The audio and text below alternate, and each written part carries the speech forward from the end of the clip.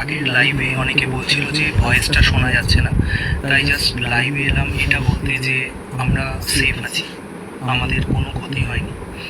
আর ভগবানের অশেষ কৃপা যে আমরা মানে কোনো রকম কোনো প্রবলেম ফেস করিনি। আমরা এখন শ্রীনগরে শালিমারে আছি।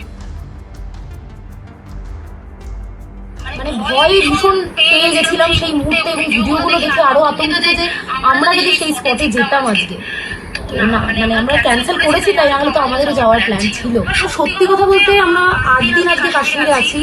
প্রথম থেকে ভীষণ মানে সব জায়গায় ভীষণ ভালো মানুষজন, ভীষণ হেল্পফুল। মানে কাশ্মীর জিনিসটা ভয়ের জায়গা নয়, কিন্তু আজকে এই ঘটনাটা শোনার পরেও যত না আতঙ্কিত হয়েছি, ভিডিওগুলো দেখার পর খুব খারাপ লাগছে।